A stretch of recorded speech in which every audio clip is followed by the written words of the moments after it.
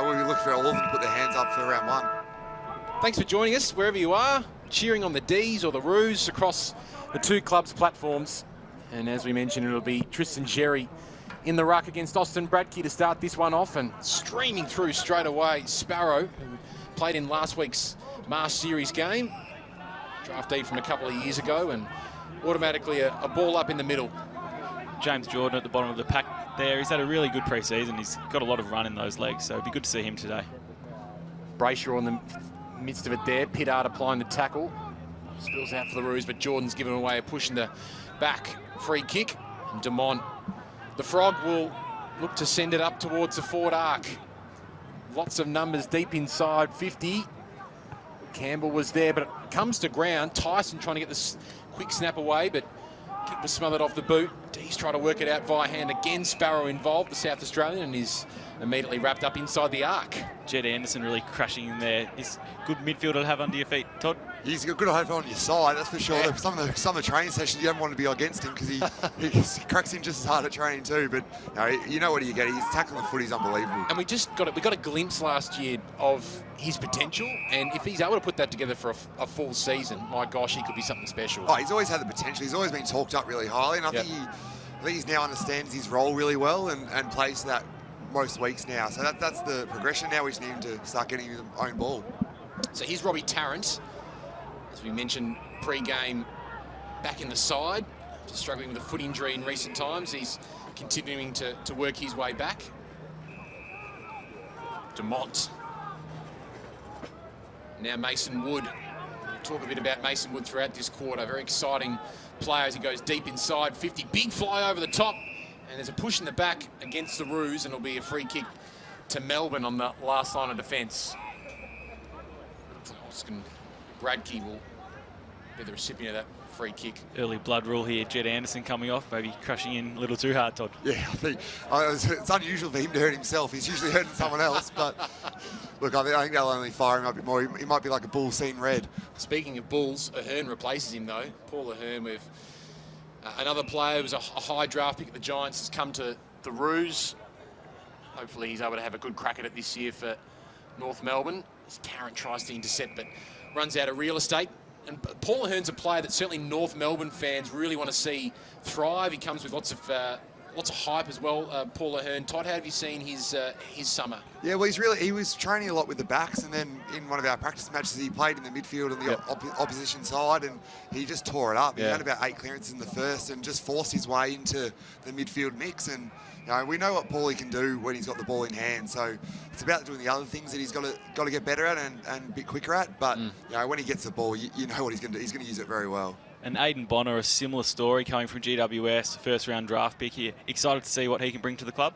Oh, he's such a bull at 20 years old. I haven't seen too many 20-year-olds built that way. So he's shown really good signs, and I think he's taken a little while to feel like he's part of the club, but I think he's starting to get that now, and you can see his personality starting to come out, which is really good. You can't miss him on the field. He's working his way into the middle of the ground there, Aiden Bonner, and he'll be around this stoppage as well. Very well built young midfielder. He had some wretched run with injuries during his junior years. Good to see him getting a good crack here. Here's Brayshaw for the D's, and finally they can send it in their forward half. It's been locked in the Kangaroos forward half for most of this first quarter. Fritsch got the hand pass to Pickett, to Melksham, and good run over the top from Bedford, but it went further afield to Mitch Brown. Clean from Brown, got it to Bedford. He kicks towards Spargo, and the D's work along the boundary line to have the first real good opportunity for goal of this game. Spargo tucked in the pocket. He's a real live wire around the goals, and he certainly does know where they are from any angle, and he's a right footer, so you'd probably back him from here. Charlie Spargo from the pocket executes it to perfection.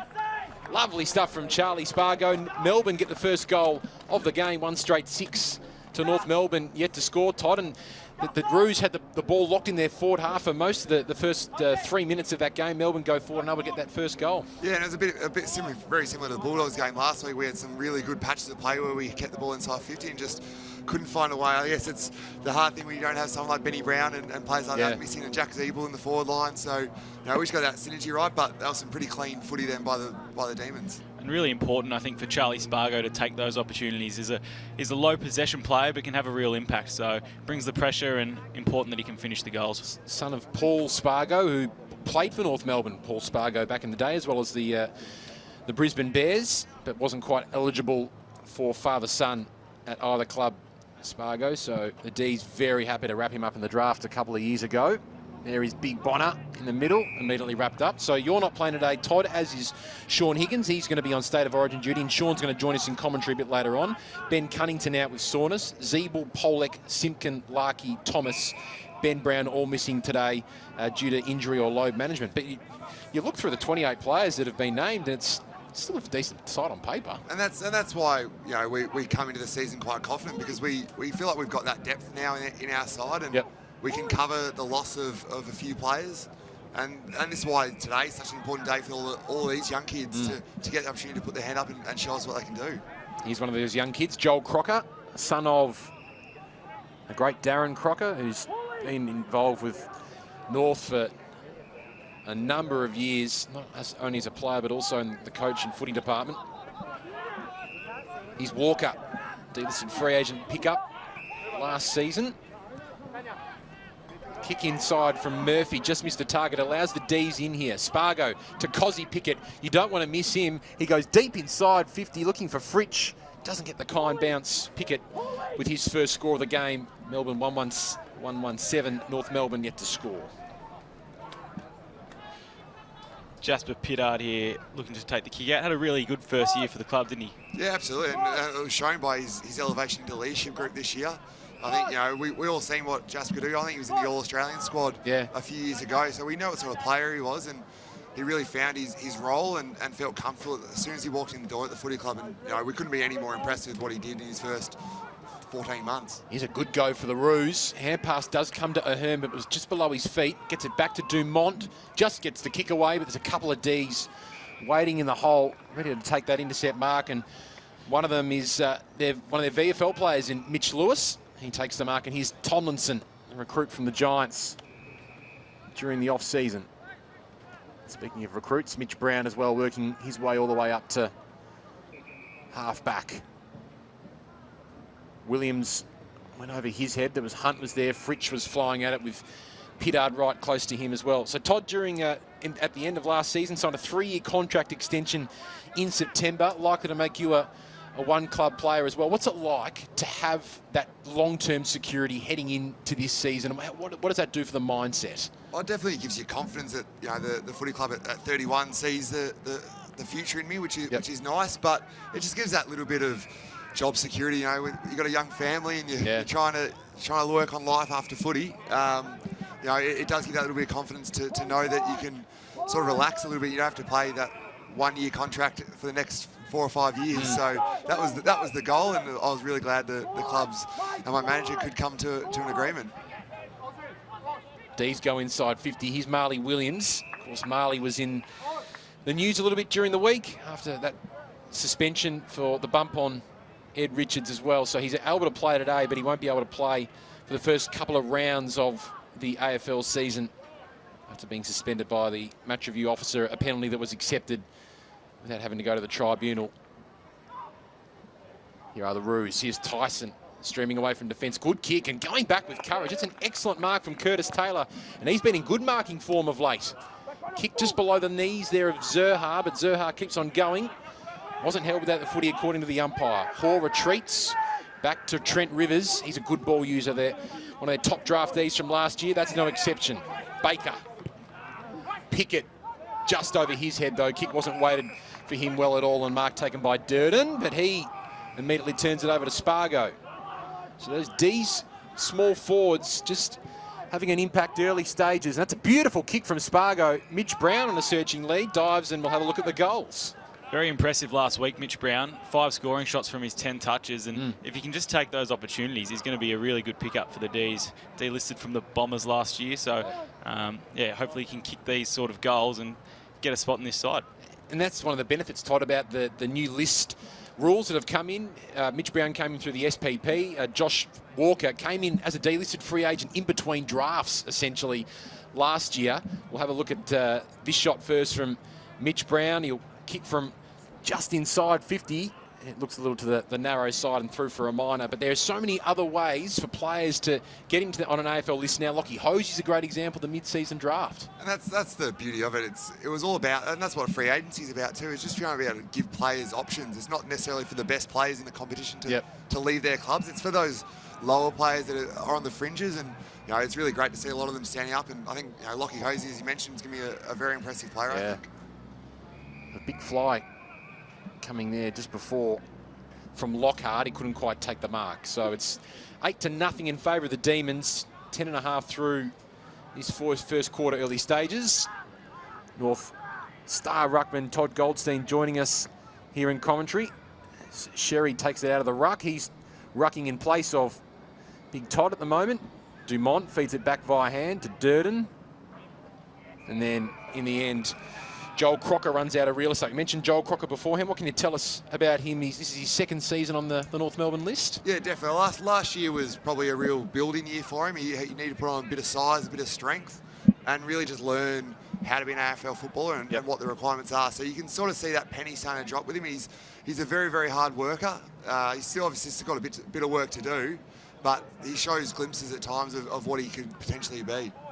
Nice drive there from McMillan out of defence, but it goes straight to Tomlinson, who's immediately wrapped up. It'll be interesting to see if Tomlinson does a little bit of rucking today, Benny G, because they did do a little bit of backup ruck work for Shane Mumford last year in his last season with the Giants, and no Gawn, no Bruce out there. So Bradkey might do most of the rucking, you think, today? Yeah, you'd think Bradkey would do a fair bit. Tomlinson's certainly got the size. He's a really good talent, isn't he?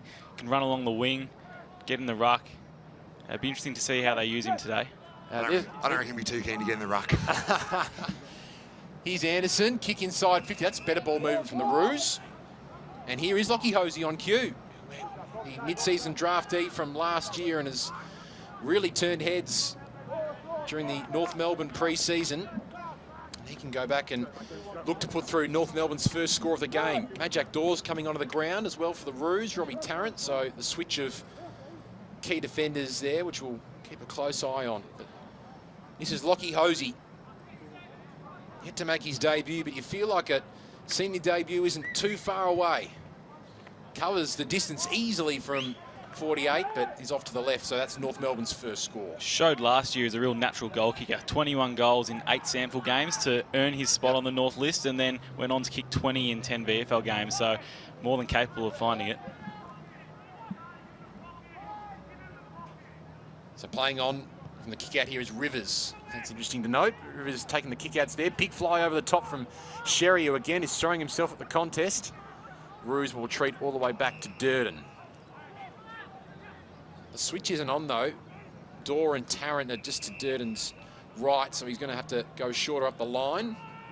Goes a shorter option. Here's Mason Wood. Now, Mason Wood had been training a little bit with the defenders during certainly during the start of pre-season. Has that sort of gone into the new year, training with the defenders? Yeah, I think that he's spent most of his time with the defenders. The last couple of weeks, he spent a little bit more time with the forwards. I think Reece likes the idea of having that bit of flexibility and players that can play different positions. And I think also with the unknown of where Ben Brown's going to be at, I think they just want that extra option for another tall. Well, that's a good kick inside 50. Lovely delivery as well from the Roos. And here's our first look, a good look at Charlie Comben, who was North's one of their top picks last year, pick 31 in the 2019 draft. The boy from Sale, 199 centimetres, Todd, so he's been doing a little bit of work alongside you. Yeah, he needs to put a little bit more size on, but he's got a real natural ability to find the footy and a really good jump at the footy, so he's a very, very good mark, and it's very impressive at training. Let's have a look what his set shot technique is like. Pretty good off the boot. Charlie Comben gets the first for North Melbourne, and they're 1-1-7. Melbourne 1-2-8. We've played just over 14 minutes in this first quarter. Good start for Comben in his first game in the colours. As you said, North's first pick in the draft last year, so it'd be good to see him make a debut early in the season. What's it been like during the off-season? Because Reece obviously came in, replaced Brad after round 10, round 11 last year. He's had his first full look with the first full pre-season. What's the vibe been around the club from that coaching perspective? Oh, it's been a great feeling, I think. Reece really came in and really endeared himself to the players. And I think you'll hear a lot of people when they talk about Reece talk about how caring he is and how welcome he is to every single person in the footy club. And it's a great trait to have. I haven't seen too many people like him, and we brought in people like Jade Rawlings as well. That's really taken that on as well. And they're just great, really good people, and it makes you want to play for them. You've benched a couple from the D's actually, Jade Rawlings as well, and Trent Rivers has come on board to North Melbourne as well. So they've really stacked that coaching panel with some great names. Yeah, and more importantly, great people. And that's that's why it's such a great feel around the footy club, is because everyone's happy and everyone's on the same page. Oh, big fly over the top from Mitch Brown. He beat 2 there, including Majak Dor, and he can have an opportunity, Mitch Brown, to try and kick his first goal, or he got the one behind so far. He's tucked in the right forward pocket here, so on the wrong side for a right footer, but we saw how important he was for Essendon last year, and arguably unlucky to be delisted by Essendon, but now he's got an opportunity with a third club in the D's, and again he's off to the near side, so he's 0 goals 2, Melbourne a 1 goal 3, North Melbourne a 1 goal 1.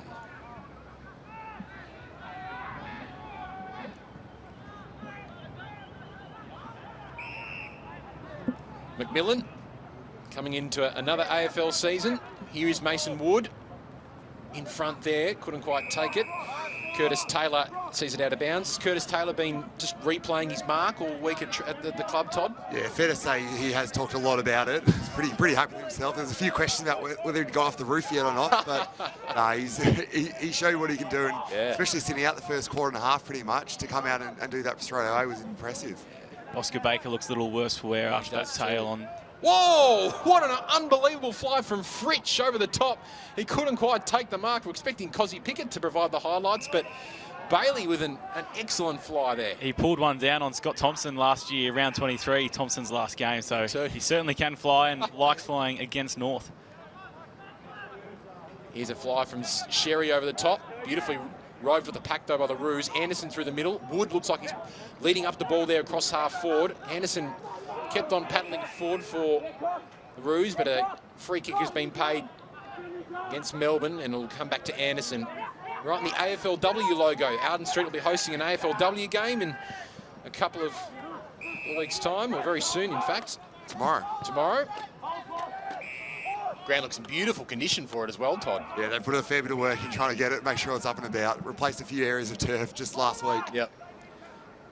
Tarrant kicks long inside 50, nicely crumbed off the pack, and a kick towards goal is just off target again from Hosey. He's now got 0 goals 2, and North Melbourne a 1-2 ace. Really clean roving there. It's a good sign for the Roos.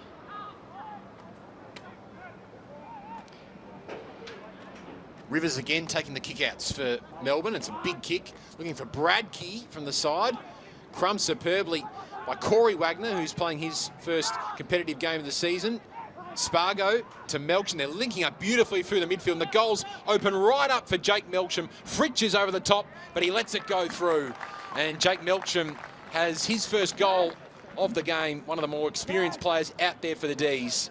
And they take the lead, or they extend their lead rather, 2-3-15 Melbourne, North Melbourne 1-8, 18 and a half minutes played, and good ball movement by the D's through the guts there. He's certainly a class player, Jake Melksham. It's good to see him in the middle, because that ball use going forward is always very damaging, but yeah, he might spend some more time deep inside 50 towards the start of the season, but good start for him nonetheless. Todd, what do you put your 2019 season down to? Numerically, it was probably your best since your All-Australian year of 2015. How do you reflect on last year? Yeah, I think I was in a really good place, really enjoying my footy, which is a good start. And I'd done a lot of work in the off-season. That's probably the thing I've done for the last 2 or 3 years now, is really put the work in early. And I felt as good as I ever have, mentally and physically. And you never know if it's going to translate into good footy, but you're just glad to get some reward for the work. Absolutely. As the kick goes inside 50, and again, Comben will have an opportunity to kick his second goal this time. We saw a lovely set shot technique before from Charlie Comben. And again, Hosey busy. Yeah. Good signs for a couple of the Kangaroos' young guns, and as Todd mentioned, it's their day-to-day to try and push themselves for early round selection. Charlie Comben now have about 45 metres to cover. Again, that's nowhere near the goals. It'll lucky to make the distance, and then Oscar McDonald flying over the top and taking a intercept mark for Melbourne. We'll have Oscar's brother Tom joining us a little later in the broadcast, so it'll be good to hear about how he's tracking this season. Here's Rivers. Dangerous kick inboard, chopped off. Curtis Taylor now with an opportunity to kick for goal. And mentioned his high-flying mark last week, Curtis Taylor, but he played a couple of games late last year. Todd able to get a taste of senior footy, and he was a bit of a slider in the draft. I mean, he thought he went at pick 46, but you can see the talent already today and in the Masters series as well. He could be a serious player for you guys. Yeah, and his professionalism's definitely gone up, especially in the new year. And, I think he's putting all his right foot forward to actually perform well, and I think you'll see him play a fair bit this year. It's a beautiful foot on that occasion. He's split the middle for the Kangaroos, so Taylor kicks his first goal. The two young guns, Taylor and Comben, with North Melbourne's two majors. They're 2-2-14, and Melbourne are 2-3-15, just over 20 minutes played so far in this quarter. He does like a goal. He's kicked 3+ on 3 occasions in the VFL last season. Todd, do you think he's someone who's going to play predominantly forward, or could he potentially push into the midfield? I think at this stage he'll be predominantly forward. He hasn't done a whole lot of work with the midfielders just yet, so I think they really just want to get him settled in one position, in one area, rather than putting too much on his mind.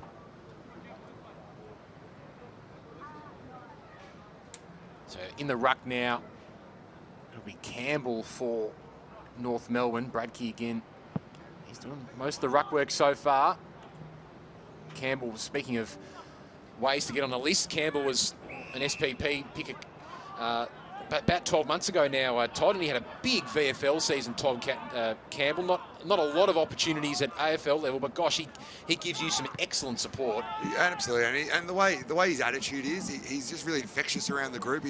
He's a real team person, and that's why he's fitted in so well, and it's really good to see him back out there after a bit of an injury layoff the last sort of 2 months. Gee, that's great from Tarrant. North fans would love to see him going back and halving the contest here, but they won't like to see that kick. That's been chopped off, and here's an opportunity for Toby Bedford, boy from Melbourne Grammar, and academy pick linked to the D's via their NGA a couple of seasons ago. Yet to make his debut, Ben, but he showed some pretty good signs for Casey during the VFL season. He did play more footy than he probably would have expected leading into the year, and he's in good shape. He came second in the club's 3-kilometre time trial, so he's certainly fit and very lively up forward.